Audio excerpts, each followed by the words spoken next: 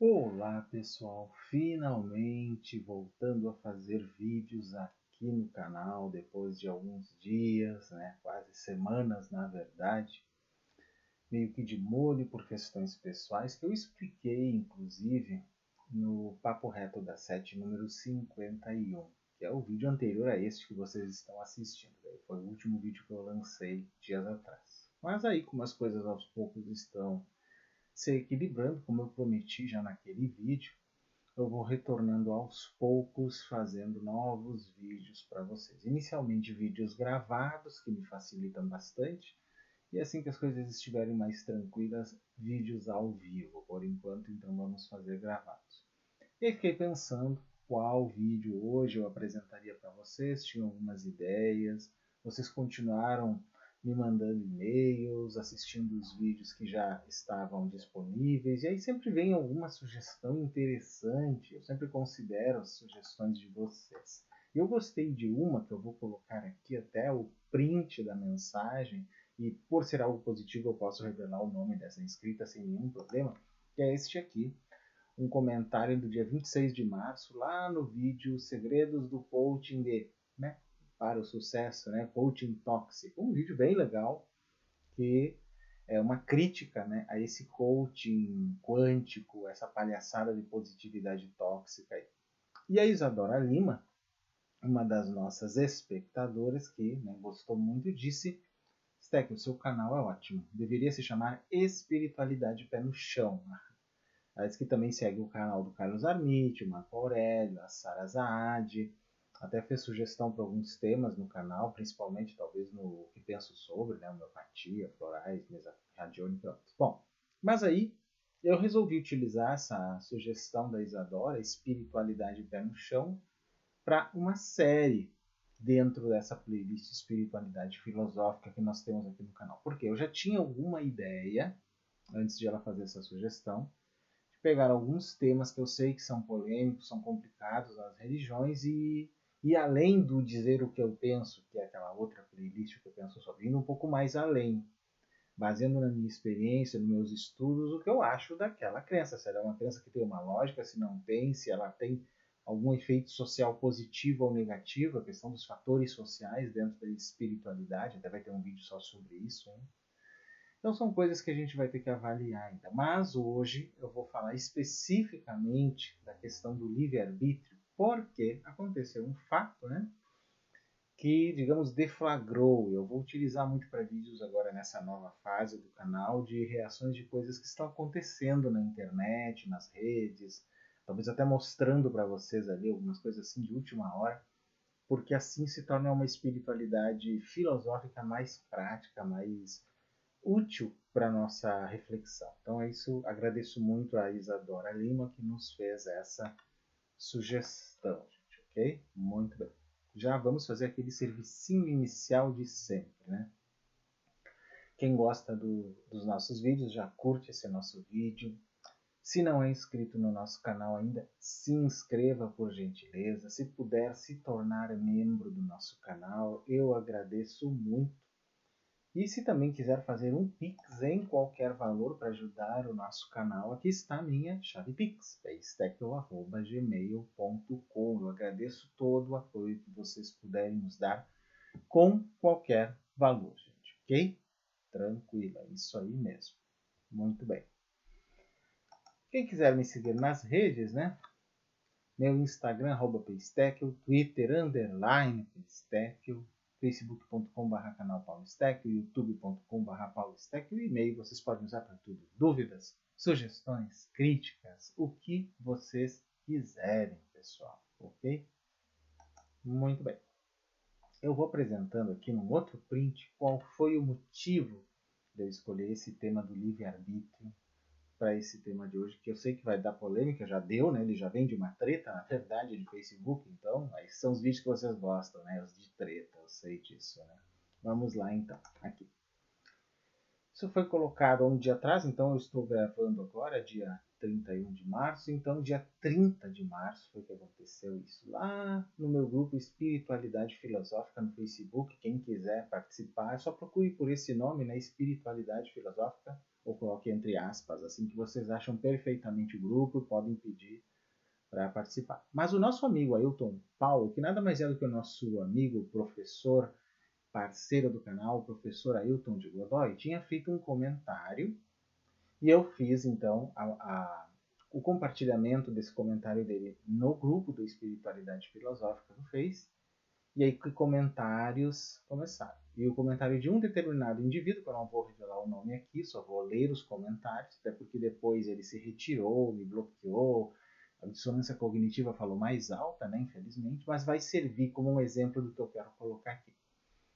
Então foi um debate bem, na minha opinião, bem útil para essas questões que nós vamos tratar aqui hoje. Vamos lá então. Começando com o que o Ailton colocou ali.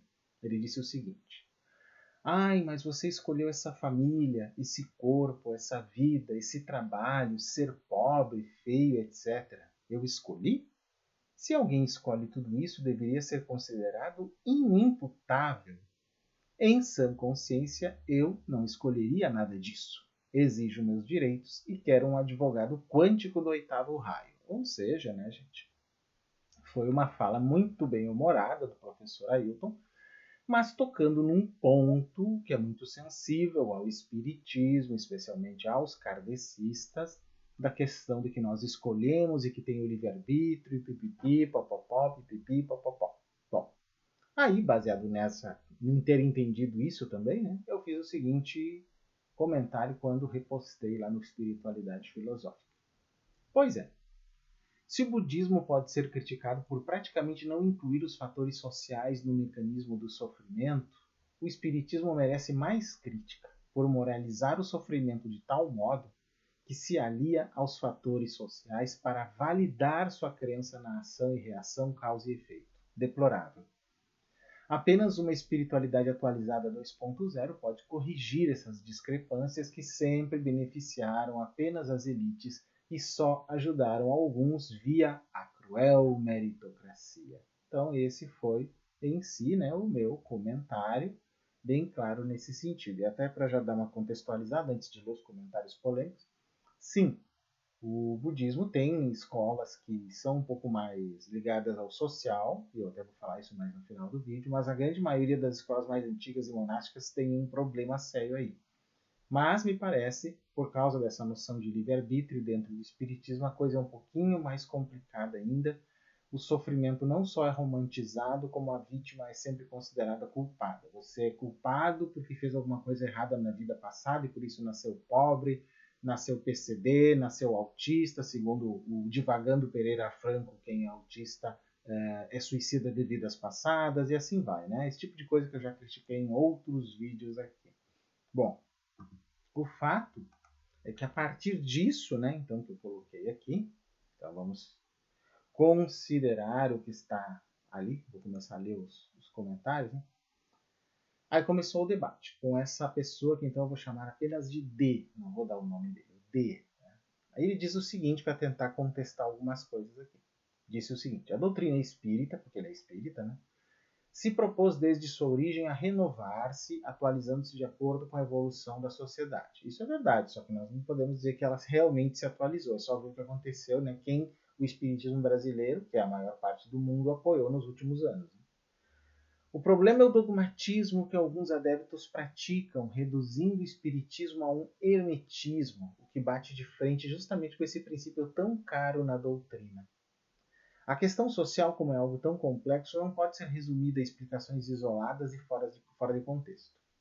As desigualdades decorrem não só apenas das políticas sociais mal conduzidas por governos incompetentes e despreparados, os quais se apoiam na parceria com o poder econômico e com a elite podre que lhes dá sustentação, mas também em virtude da trajetória individual que cada um de nós vem traçando ao longo desta e de outras vidas em nossas jornadas terrenas.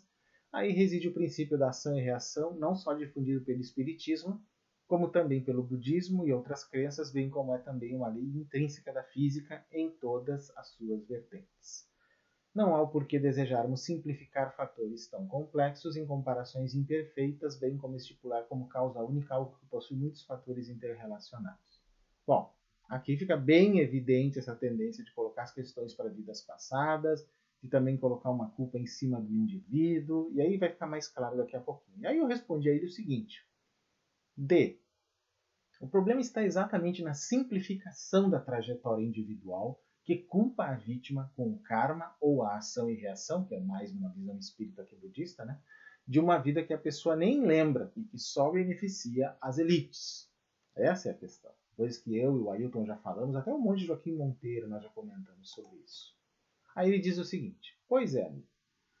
Porém, se ficarmos restritos apenas a essa concepção materialista, estamos incorrendo no erro de não considerarmos toda a trajetória daquela pessoa, em termos de vidas passadas, aliada aos resultados do que ela tem traçado na vida presente. Aí eu respondi a ele o seguinte: D.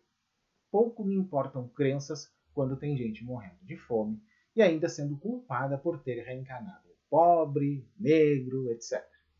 Sem contar as asneiras de baluartes como Divaldo Franco, que diz que quem nasce autista é suicida de vidas passadas. Aí eu disse, como sou autista, isso se aplicaria a mim, mas eu repudio esse tipo de visão preconceituosa, capacitista e desumana. Não é à toa que boa parte dos espíritas apoia o genocida. Aí acho que ele ficou indignado com essa questão e fez um textão dizendo o seguinte: eu não apoio o Bolsonaro e nunca apoiei aquele sujeito, mas nem por isso deixei de me identificar com a doutrina espírita. Divaldo ou outras pessoas conhecidas deste meio não são a doutrina. Elas, como seres humanos, possuem falhas, assim como tu, eu e todas as pessoas. Gente, aqui já é o primeiro ponto que a gente tem que contestar na argumentação dele. Divaldo não é um mero praticante da doutrina espírita. Ele é, sim, hoje um dos baluartes, como foi Chico Xavier e outros no passado. Então, sim, o que ele diz acaba tendo implicações nos praticantes do espiritismo, sim. Isso aqui é passação de pano, como eu sempre digo, né? Aí ele continua: não confunda a doutrina espírita com posições sectárias ou personalistas. Eu sou mais audacioso em dizer que, na verdade, é o que tem acontecido no espiritismo. As posições sectárias ou personalistas estão se confundindo com a doutrina espírita e já faz muito tempo, segundo o nosso amigo Ion Bressan já falou aqui em vídeos também. Ou seja, quase que não há separação entre a doutrina espírita, né, kardecista, e esse tipo de sectarismo, personalismo, preconceitos, racialismos, né, até capacitismo do espiritismo, dos espíritas como um todo. Quase que se confundem. Isso é um problema muito sério para a religião. Aí ele continua assim: eu mesmo sou contra o messianismo que fazem tanto no espiritismo como em outras doutrinas, religiões ou filosofias. Entendo a tua indignação, mas não generalize a pessoas e pessoas, a posturas e posturas, enfim. Só que eu não estou generalizando neste sentido. Eu estou colocando exatamente a questão de que o espiritismo ele faz isso. Ele está aliado à meritocracia da forma como ele considera as coisas. Não há dúvida nesse sentido. E a forma como muitos apoiaram Bolsonaro, que também é um meritocrata, faz todo o sentido. Então, quem está generalizando são os próprios espíritas apoiando em massa um genocida adepto da meritocracia. Aí ele diz assim: eu jamais irei demonizar o budismo caso eu veja alguém que se diga adepto falar asneiras ou cometer injustiças, porque sei que uma coisa é a visão pessoal, outra bem diferente é a filosofia, a religião ou doutrina em si. Ou seja, esse é um problema que eu vou falar mais adiante na argumentação aqui, de que as pessoas acham que tudo que é ruim das religiões é porque foi opinião pessoal, foi desvio e não sei o quê, e desconsideram que as próprias religiões, muitas vezes, têm dispositivos doutrinários que são problemáticos por natureza. Esse é um ponto que raramente se debate. E eu quero trazer esse debate a partir desse vídeo aqui. Então, ele diz ainda: em hipótese alguma, coaduno com barbáries, atrocidades, injustiças e improbidades que vemos por aí. Porém, quando me refiro ao livre-arbítrio, agora que entra a polêmica, né, quero dizer que a dimensão a ser considerada é muito mais ampla do que apenas a conjuntura do nosso país e do mundo todo em termos de realidade socioeconômica e ambiental. Pois para quem sabe que a vida vai muito mais além disso, como eu, tu e outros tantos, entende que o livre-arbítrio não nos foi dado por acaso, assim como eu certamente tu já estudaste sobre isso no budismo. Gente, no budismo não tem livre-arbítrio assim, depois nós já vamos ver. Ou seja, o que dizer das pessoas que roubam, enriquecem ilicitamente, exploram tantas pessoas se desencarnassem e ficassem por isso mesmo, sem terem de resgatar todos os males que praticaram? Será que Deus seria tão injusto ao permitir tantas maldades sem que os responsáveis por isso tivessem de reparar por todas essas perversidades? Onde entra a lei da reencarnação nessa história? Será que não ficaram dívidas a serem resgatadas? É porque essa é a visão moralista do Espiritismo, uma evolução moral em que a reencarnação vem por resgate, mas quase uma espécie de castigo, um resgatar alguma coisa. É um modo moral muito eurocêntrico que foi inventado pelo Kardec, na minha opinião, que é muito diferente do processo bem elaborado do budismo, na verdade, nesse sentido, que nós vamos ver daqui a pouquinho. Aí ele continua. E o livre-arbítrio? Para que serve? Deus é tão grandioso em sua imensa bondade que permite a chance de todos, até mesmo os maldosos, de repararem suas faltas. Para começar, no budismo não existem maldosos. O mal é a ignorância. Então a pobreza de hoje pode ser uma opção de resgate daqueles que outrora têm muito a pagar. Puta que pariu, né, meu amigo? A qual serviu de escolha para que tivessem a oportunidade de reparação de seus erros. Essa é a visão que perpassa os intricados meandros dos problemas conjunturais da atualidade e de outros tempos também, mas que não exime em hipótese alguma a busca pela justiça e a punição dos responsáveis pelas inúmeras mazelas que aqui praticam através dos meios materiais que possuímos. Olha só, parece uma contradição, né? Porque ele dá a entender primeiro que a pobreza ou qualquer outro problema poderia ser uma opção de resgate, mas também não exime a busca pela justiça. Pô, mas então tem alguém lutando contra alguém nesse processo aí, e esse Deus que está fazendo isso é incrivelmente sádico, né? Para mim não serve. Pelo menos o Buda não é sádico no seu ensinamento. Continua. Também não elimina a necessidade pela luta de uma sociedade mais justa e igualitária, muito pelo contrário, pois a evolução do ser humano está automaticamente vinculada à reforma da sociedade, estando uma coisa influenciando no panorama da outra reciprocamente. Daí tudo bem, concordo, tem que ser assim. Sabemos perfeitamente que só se indignar não resolve nada. O que resolve de fato são as atitudes proativas e construtivas, com certeza, levando-se o conhecimento e esclarecimento aos demais seres humanos, como tu e algumas outras pessoas esclarecidas têm feito através dos meios que possuem. Sim, gente, mas não apoiando o Bolsonaro. Não há esclarecimento, conhecimento, evolução, atitude proativa, construtiva, nenhuma em boa parte dos espíritas do Brasil apoiarem Bolsonaro. É o oposto disso que o amigo D aqui falou. Aí eu disse para ele, como budista, não acredito em livre-arbítrio. Nisso, budismo e espiritismo são diametralmente opostos. Aí ele teve a arrogância dentro do seu desconhecimento sobre o budismo de dizer para mim, então não és budista, estás indo contra a tua própria religião, infelizmente, pois o budismo crê realmente no livre-arbítrio. Do contrário, o que nos ensinou o Buda? Aí nós vamos ver daqui a pouquinho que não é bem assim.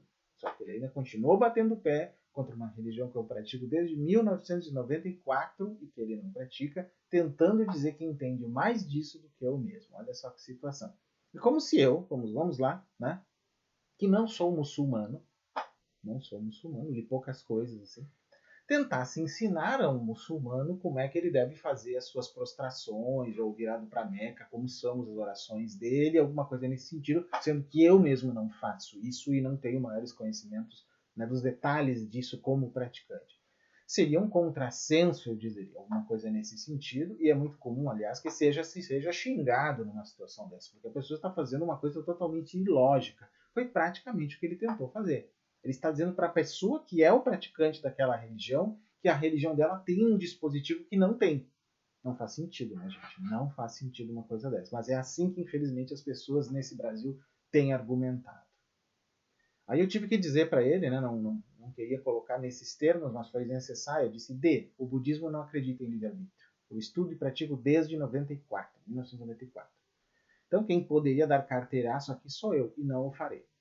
Essa história de dizer como é a crença da religião do outro, sem ser da religião do outro, ou sequer ter qualquer conhecimento maior, né, é a coisa mais indelicada e sem sentido que existe. Amigo. Aí ele se enfezou, né, obviamente, e foi o último comentário dele antes de me bloquear, que foi o seguinte, aí foram questões pessoais aqui, né.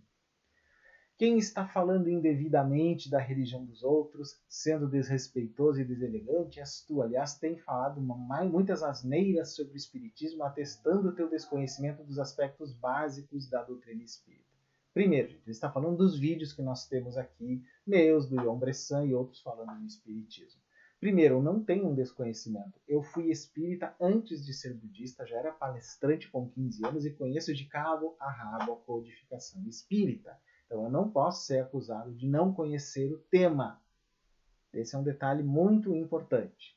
Então, primeira questão aí que nós temos que colocar. E fazer a crítica das religiões não é ser desrespeitoso ou deselegante com as religiões. Isso quem diz é quem não tem nenhuma capacidade de entender as críticas de modo lógico, só entende de modo emocional. Aí ele continuou.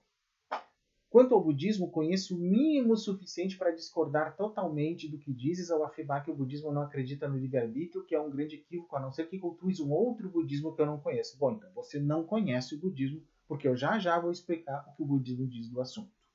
Né? O budismo que eu conheço, diz ele, do qual alguns amigos são adeptos, não apenas crê na reencarnação e no livre-arbítrio, para começar, não crê em reencarnação, crê em renascimento, Punarbhava, que é um outro conceito que eu já expliquei em vídeos da ciência espiritual, que é a playlist mais antiga aqui no canal, que é outra coisa. E o livre-arbítrio que o budismo fala, ele não acredita em livre-arbítrio. Ele disse que qualquer arbítrio tem que ser parcial. Nós não temos real arbítrio sobre a nossa vida. Só é possível um arbítrio lá no nível mais da iluminação, né? Da iluminação, do despertar definitivo. Quer dizer que no momento que nós estamos aqui não iluminados, nós não temos livre-arbítrio. Nós vamos segundo a maré, segundo as condições do ambiente, as condições kármicas em que nós nascemos, mas não temos livre-arbítrio. Isso depois vai ser explicado.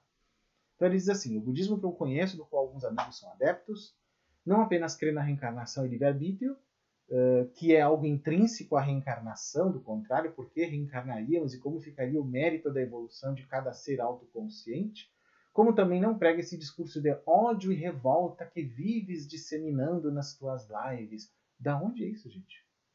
Ou seja, ou estás equivocado quanto às tuas crenças religiosas, ou te desviaste do caminho ao enveredares pelo caminho oposto ao que o Buda pregou, assim como Jesus Cristo, e não são a mesma pregação, me desculpe, o que o Buda pregou foi uma coisa, o que Jesus Cristo pregou foi outra, ou seja, é meio teosófica essa visão dele aqui, bem confusa, né?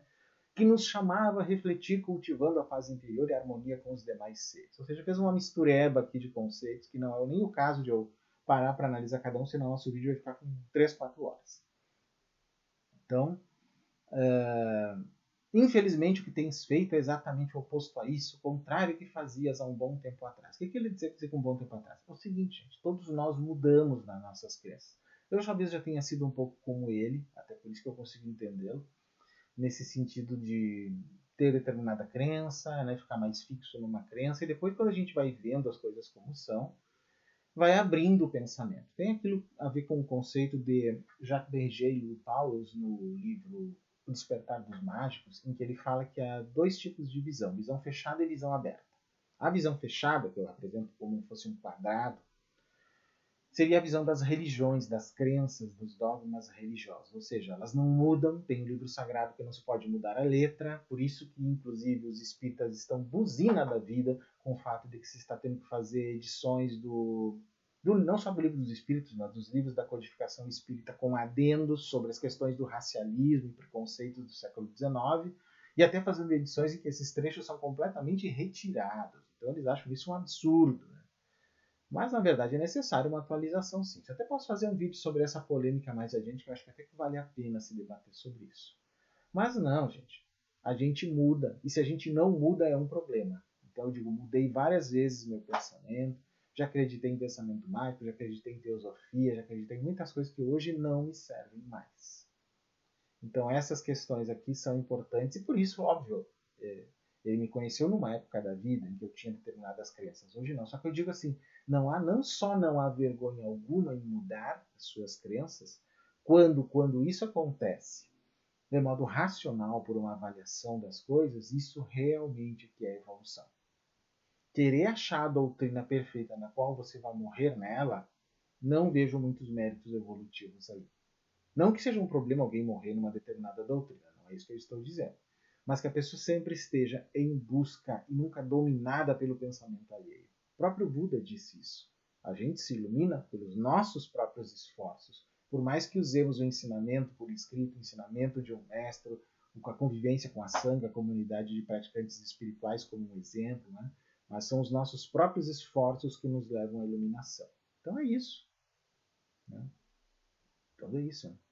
Aí ele disse o seguinte: se te identificas com o budismo desde 94, por favor, tente estar em sintonia justamente com a essência desta bela religião e também tenhas mais respeito e coerência em relação à doutrina espírita, parando de dar pitacos desnecessários e mal embasados. Eu posso dar os pitacos porque foi a primeira religião que eu realmente pratiquei com ênfase na minha vida durante muitos anos. Eu sei do que eu estou falando, sim. Tanto que foi o espiritismo que me levou ao budismo.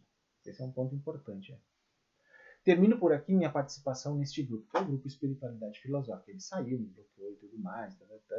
Se algum dia quiseres respeitosamente dialogar comigo, coisa que ele não quis fazer aqui, num tom amigável e harmonioso, e não foi desamigável o tom que eu utilizei, pelo contrário, né? Fique à vontade, pipipi, papapá, sendo aquela pessoa equilibrada e agradável que sempre foste. Fique com Deus. Pois é, aí até comentei, a pessoa que não consegue debater sem ir para o pessoal é realmente um desserviço à razão. Mas aí, um colega nosso, que talvez até esteja assistindo o vídeo aqui, fez um comentário que eu achei muito pertinente, positivo, e por isso que eu vou colocar, para mostrar para vocês a diferença entre alguém que vai argumentar realmente com informações e não, né, com a mente e não com o emocional, que é o Walter Moraes. Se você está assistindo aí, Walter, um abração. Ele diz o seguinte: Paulo, se me permite, não creio que o debate tenha sido de todo improfícuo. Não, com certeza, tanto não que está gerando esse vídeo aqui, né, amigo? Gostei de ler suas ponderações, como a do D, né, que é outra pessoa. O problema, penso, está no sectarismo próprio de cada religião. Concordo. Quase me ordenei padre, conheci o mínimo de algumas religiões para concluir que todas são instrumentos políticos e nada mais. Eu sou obrigado a concordar com ele. Por ser um assunto acerca do qual gosto de ler, vejo que muitas delas contêm ensinamentos valiosos. O problema são os atravessadores e os interesses escusos. Na minha modesta opinião, Espiritismo e Budismo estão entre as que oferecem explicações mais razoáveis e alentadoras, mas desde que eu não venha com a ideia de frequentar centros ou igrejas. Então está mais próximo do que eu penso hoje. Lá estão os bons e os maus, como em toda parte, claro, só que com uma diferença, com os holofotes e microfones à disposição, além da cumplicidade criminosa de muitos irmãos.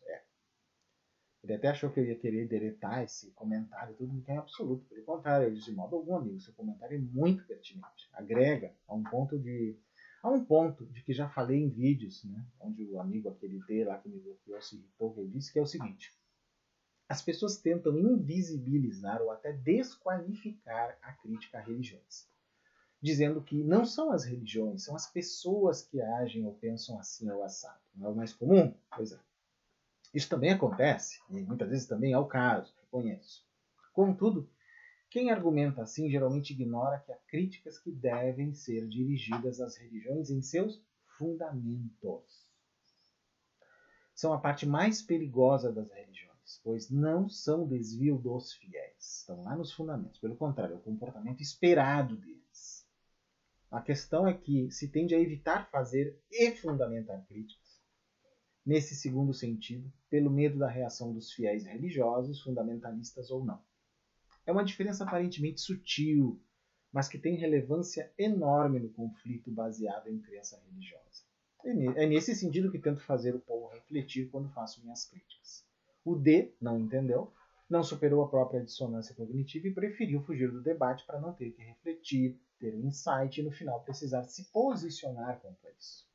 Eu mesmo já passei várias vezes por isso na vida, mas não tive medo de fazer a mudança. Aí o André Luiz disse o seguinte aqui: o budismo da Soka Gakkai incentiva seus membros a causarem uma mudança na sociedade a partir da sua revolução pessoal. E é verdade, eles têm um vínculo social interessante, né? Mas é uma escola mais recente dentro do budismo. E eu disse para ele, isso é muito importante. Bom, ok. Aí terminamos a parte, né, do debate. Agora vamos às fundamentações para dizer por que o nosso amigo que me bloqueou estava equivocado. Primeiro, temos que entender o que o Espiritismo fala sobre o livre-arbítrio, né? E aí então nós vamos poder falar sobre o budismo.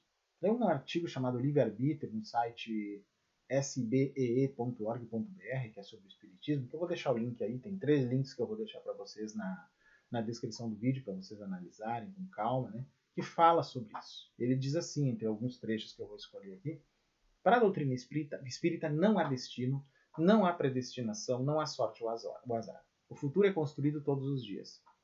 Através de pensamentos e ações, o espírito e seu grupo cultural escolhem e determinam seus caminhos, exercitando uma característica indissociável do ser inteligente, o livre-arbítrio. Inclusive, quando estão do outro lado, decidir como vão reencarnar e tudo mais, certos detalhes ali, mas que aqui também, né, a gente teria essa capacidade, na visão espírita, colocando aqui, desse livre-arbítrio, né, digamos assim, podemos dizer completo? Não sei, o budismo vai contestar isso depois, mas vamos ver o que mais ele diz.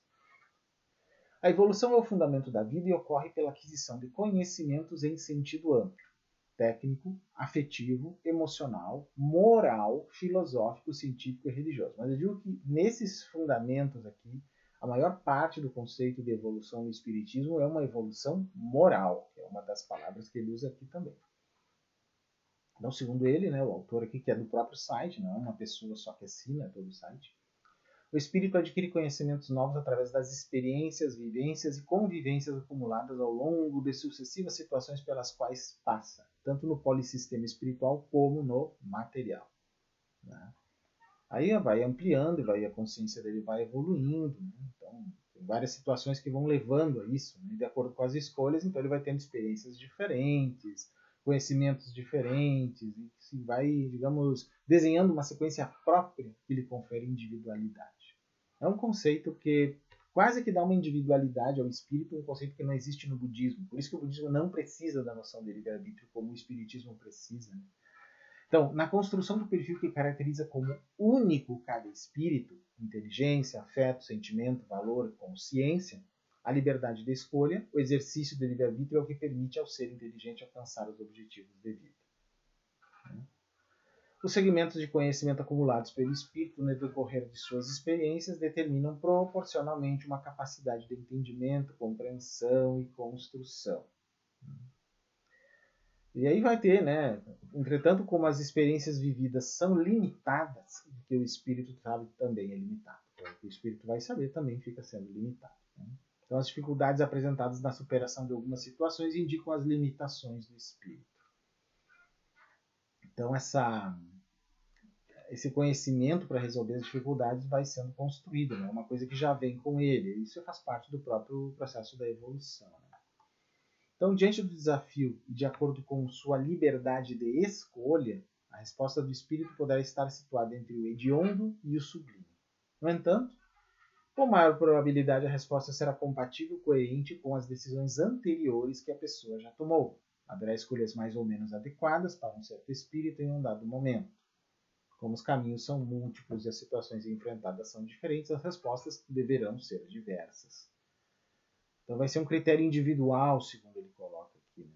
Então essa é a questão aqui. Então para ele, quanto maior o cruzamento de experiências que puder ser mobilizado e considerado antes da tomada de decisão, maior a probabilidade dela estar coerente com a história de vida da pessoa até então. Maior a chance de da decisão preencher a necessidade do espírito naquele momento. O autoconhecimento, portanto, é fundamental para o exercício pleno do livre-arbítrio. Escolhas que afastem o ser inteligente da coerência com sua história propiciam desdobramentos com menor qualidade ou quantidade de experiências e, consequentemente, reduzem o aproveitamento daquela sequência de experiências. Né? E às vezes pode até nem ser tão significativas, digamos assim. Mas aí o exercício do livre-arbítrio sobre a influência dos chamados paradigmas da cultura, da inteligência e da contingência que podem potencializar ou dificultar o seu pleno exercício. Né? Então, o exercício do livre-arbítrio ele é influenciado pelos paradigmas da cultura, inteligência, contingência, que podem potencializar ou dificultar o seu exercício pleno. Então, as influências sobre o livre-arbítrio são, em primeiro lugar, relativas ao conhecimento alcançado. Quanto maior o domínio sobre um segmento de conhecimento, tanto maior será o entendimento e a responsabilidade sobre as decisões. As decisões tomadas por uma pessoa no exercício de seu livre-arbítrio podem alterar, potencializar ou limitar o exercício do livre-arbítrio de outras pessoas. O exercício do livre-arbítrio é tanto uma atividade individual como do grupo social. As limitações e as capacidades do espírito se relacionam com as do grupo. As limitações e as capacidades do grupo refletem a soma da mentalidade de seus membros, determinando uma massa crítica que sustenta ou inibe algum tipo de comportamento. Isso é uma visão meio até sistêmica. O meio cultural no qual um espírito está encarnado determina um quadro dentro do qual ele passa a se mover. Esse quadro facilita atitudes e comportamentos na medida em que algumas soluções já experimentadas estão à disposição, como exemplo. Em contrapartida, pode limitar ao aceitar apenas comportamentos com características aceitas pelo grupo, dificultando a exteriorização das potencialidades do espírito. Atitudes que atuem contra a mentalidade dominante do meio cultural exigem maior esforço para sua sustentação, necessitando do apoio de um referencial diferenciado. O grupo cultural evolui, muda seu comportamento na medida em que seus membros evoluem. E aí vai evoluindo o processo e tudo mais, né?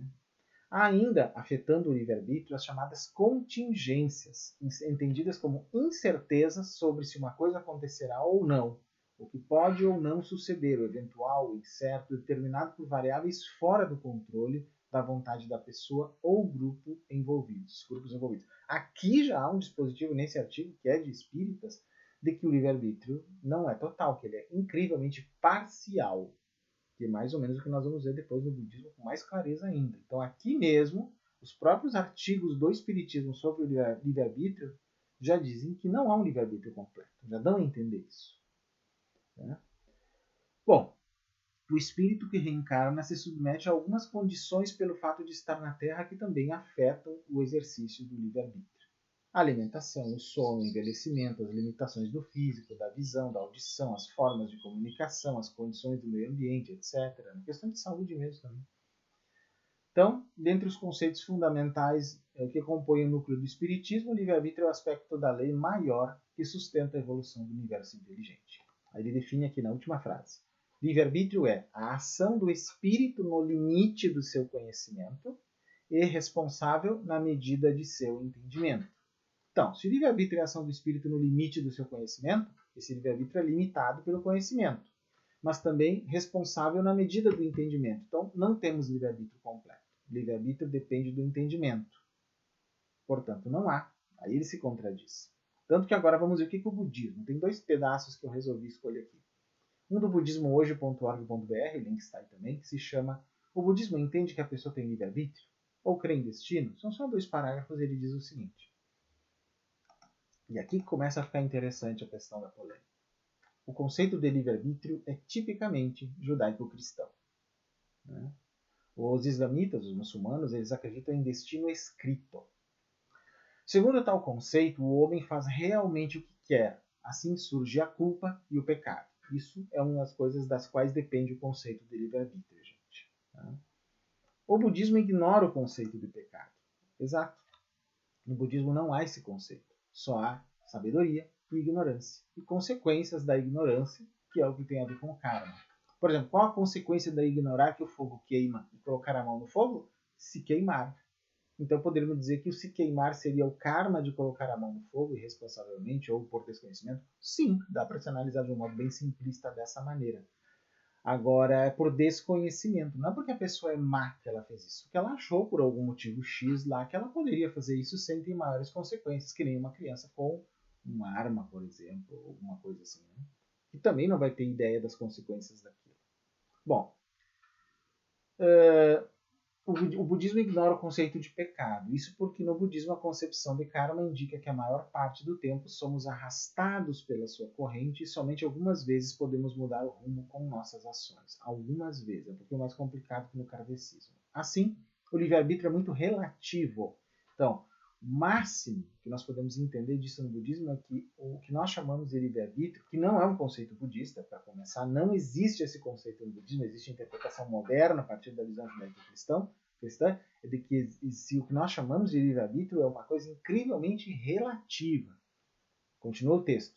É difícil tomarmos as rédeas da vida. A imagem mais usada é a de alguém em uma forte torrente que não consegue nadar e é arrastado. Às vezes há um remanso. É aí que ele pode mudar as coisas, nadar para a margem. Mas poucos saem da torrente realmente, apenas mudam um pouco o rumo.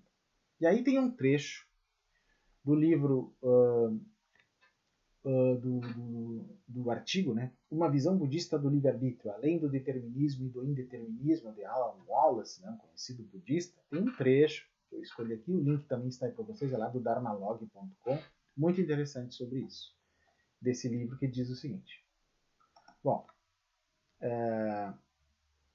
à luz de uma definição moderna de liberdade, com uma capacidade de alcançar o que é de valor em uma gama de circunstâncias, segundo Maxwell, 1984, a tradição budista claramente enfatiza que os seres sencientes ordinários não são inteiramente livres, porque estamos limitados por aflições mentais, tais como o desejo, a hostilidade e a ilusão, que por sua vez nascem da nossa ignorância da verdadeira natureza da realidade. E então vivemos nossas vidas sob o domínio dessas aflições, nos mantemos na prisão de seus resultantes sofrimentos. Nesse caso, então, como é que pode ver a livre-arbítrio diante deste quadro, né, gente? Mas o Buda trouxe uma hipótese verdadeiramente surpreendente, que o sofrimento e suas causas internas não são intrínsecas às mentes dos seres sencientes, pois em cada ser existe uma dimensão da consciência brilhantemente luminosa que, embora velada por contaminações passageiras, é em si mesma livre da ignorância e das aflições mentais e que pode ser revelada pela prática espiritual. Alguém poderia dizer, então para eles é a versão de um espírito, então livre da ignorância e das aflições mentais. Se vocês compararem com o texto anterior que eu li no Espiritismo, não. Porque ali o espírito vai se tornando maior em entendimento, em conhecimento, e isso aumenta o livre-arbítrio do espírito, dá a entender o texto lá. Aqui não. Aqui essa consciência brilhantemente luminosa, que poderia, se vocês quiserem dizer que é a versão budista de espírito, embora não seja bem assim, ela já é em si mesma, desde o início, livre da ignorância e das aflições mentais. Então ela não tem o que evoluir nesse sentido. Mas pode ser revelada ou desvelada para nós, né? Tirar o véu pela prática espiritual. Só ali, que nós vamos ver no resto do texto agora, é que há livre-arbítrio. Fora disso, nas ilusões não há livre-arbítrio de forma alguma, apenas de um modo relativo, parecido com a visão que a neurociência tem dado de que nós somos, digamos, meio que escravos do nosso cérebro, né? Da nossa neurologia, digamos assim. Isso faz muito sentido para mim, de certa maneira, e por isso nós não temos livre-arbítrio. Por exemplo, eu, como um autista, não tenho livre-arbítrio de fazer a minha neurologia, que nasceu comigo nesta vida, mudar, e eu ter um pensamento como um não autista, um neurotípico. E tem diferenças na neurologia, a forma como a gente percebe os sentidos, as coisas, como a gente processa as informações neurologicamente falando. Não tem como fazer isso por livre-arbítrio. Então eu estou preso a esta situação nesta vida, como vocês não autistas estão presos à neurologia de vocês, seja lá quais forem as limitações também, até o fim da vida. Da mesma maneira. Então, esse é um ponto que tem que ser considerado. Continuando o texto aqui do Wallace. Comentários do budismo Theravada identificam essa mente radiante como a naturalmente pura base do ser, Bhavanga. O estado relaxado da mente que não está incluído nos 6 modos da consciência, que são 5 sentidos físicos, né, mais a consciência ordinária da mente. Essa dimensão da consciência se manifesta no estado de sono sem sonhos e na morte. E durante o estado de vigília, a mente momentaneamente é revertida para ele entre períodos de engajamento com os objetos da cognição. Em circunstâncias normais, nós geralmente não temos reconhecimento claro desse estado básico relativo da consciência, mas pode ser vividamente experimentado como a conquista meditativa da atenção estável e altamente focada, samadhi, em que a atenção é retirada de todos os objetos sensoriais e mentais. A base do tornar-se descrita no budismo mais antigo tem uma semelhança forte com as descrições do substrato da consciência, ou alaya vijnana, da tradição da grande perfeição do budismo tibetano. Essa mente brilhantemente luminosa pode ser entendida alternativamente como o estado descondicionado da consciência que está presente depois que um arhat, aquele que atingiu o nirvana, morre, para nunca mais reencarnar ou renascer. Tal consciência que transcende os 5 agregados psicofísicos é dita como sendo não manifesta, eterna e não condicionada. Como é não nascida, nem criada por causas prévias, nem criada por um Deus ou uma coisa assim, que o budismo não tem essa noção, e não é a consciência de alguém ou de algo além do que ela mesma, deve estar presente em cada ser senciente antes da conquista do Nirvana. Essa dimensão da consciência está além do alcance da mente conceitual, por isso sua possível influência nas mentes dos seres sencientes ordinários é inimaginável. Tal atenção primitiva e transcendente parece ser similar à natureza de Buda apresentada no budismo Mahayana e à consciência primitiva, Vipa, ensinada na Grande Perfeição, que é o Dzogchen, do budismo tibetano. Essa dimensão primordial da consciência é dita como sendo a fonte mais profunda de nossa busca por felicidade e libertação e é conhecida como o último estágio da liberdade para todos os seres. Mas uma vez que sua natureza transcende o domínio da mente conceitual, da mente racional, não se sujeita à análise racional, e sua maneira de impactar a mente e o resto do mundo natural também está além da dimensão da filosofia. Pode ser conhecida diretamente através da atenção não dual, mas não pode ser objeto do intelecto. Uma compreensão budista moderna do livre-arbítrio não foca na questão se a vontade é condicionada por causas e condições prévias, mas na extensão em que nós temos liberdade para tomar decisões que são condutivas à nossa própria felicidade e à felicidade genuína dos outros. Aí já tem uma diferençazinha em relação à visão espírita. Tais escolhas são condicionadas, com certeza, somente por sabedoria e compaixão, ao invés de desejo, hostilidade e ilusão. Meditações praticadas com a mente ordinária são conduzidas para dentro do campo de interações causais, levando a liberdade cada vez maior para fazer escolhas sábias. Quando alguém se liberta da consciência ordinária em direção à atenção primordial, transcende a dimensão do intelecto e da causalidade, e é aqui que a liberdade verdadeira e primordial é descoberta, porque estava ali sempre. Isso não é algo que possa ser provado com a lógica, mas pode ser percebido através da experiência direta que nasce de uma prática de meditação rigorosa e regular. Ou seja, o único livre-arbítrio que é possível, né, segundo o espiritismo, segundo o budismo, está num nível que nós não atingimos, a não ser se formos praticantes muito bons, já quase iluminados, que temos essa liberdade. Ela é conquistada por um despertar. Significa que qualquer pessoa comum na Terra não tem livre-arbítrio. Ela vai pela vaga do karma, das condições, das causas e condições, do meio, de vários fatores. E o último trecho diz: a tradição budista concordaria com William James quando ele diz: o pensamento lida somente com as superfícies.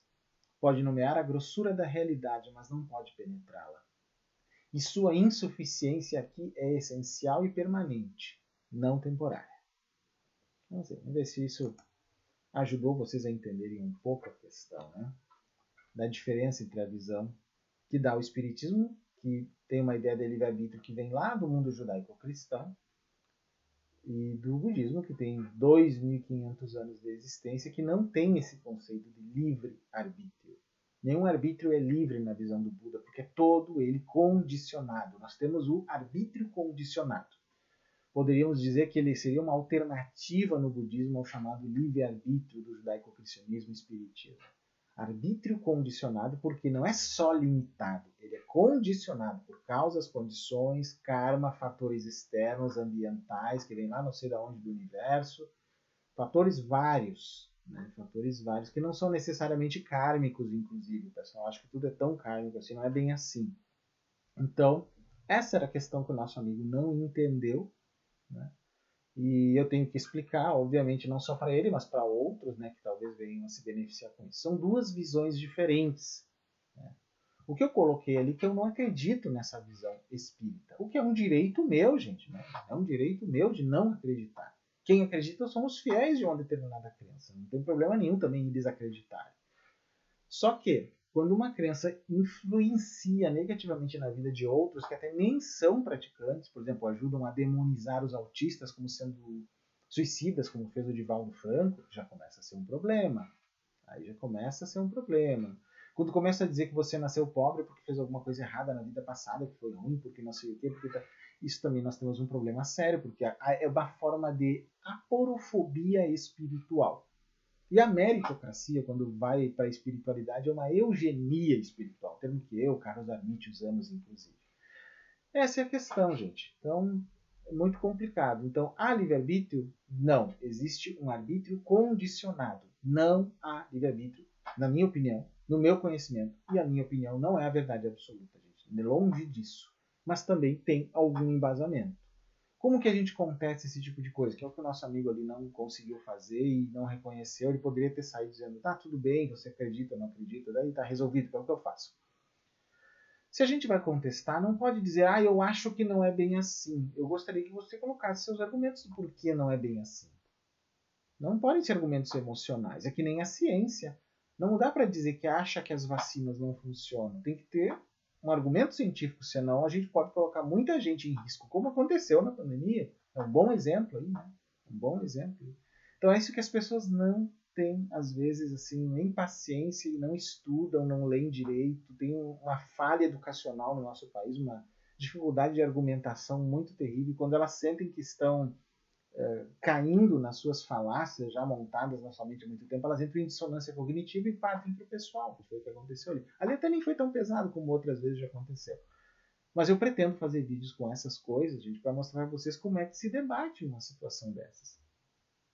Se a pessoa disser assim para mim, não, Paulo, eu penso que eu acredito só no livre-arbítrio do espiritismo, tudo bem, eu não vou discutir mais com ela, porque não há o que debater mais. Ela está ali na sua posição e é um direito dela. Assim como eu vou dizer, olha, eu acredito nessa forma que eu falei nesse vídeo aqui, em arbítrio condicionado. E expliquei pelo que é condicionado agora há pouco. Né? Pronto, também é um direito meu. Então, essa que é a questão. E nós seguimos lá, vamos tomar nossa cervejinha, nosso chai, vamos tomar nosso kombucha, seja lá o que for que a gente quiser, né, gente? Nosso vinho, não importa. Essa que é a questão. Só que as pessoas não conseguem. As pessoas que têm, assim, uma autoestima baixa, que são inseguras, elas tendem a não gostar de serem contestadas com argumentos que realmente rebatem essas questões. E na religião onde está o maior problema quanto a isso. A religião, por ser um sistema fechado, como dizia Jacques Beget, né, um sistema que não sai daquilo, eles não gostam disso. E a visão aberta é a visão que eu apresentei nesse vídeo aqui o tempo todo para vocês. Ok? Bom, espero que vocês tenham gostado desse vídeo de retorno, né, ao canal, depois de uns dias de necessidade, gente. Poxa, necessário mesmo, mas vai vir mais vídeo gravado por enquanto, mas esse aqui eu acho que já era uma coisa que eu tinha que fazer há muito tempo, na verdade. Né?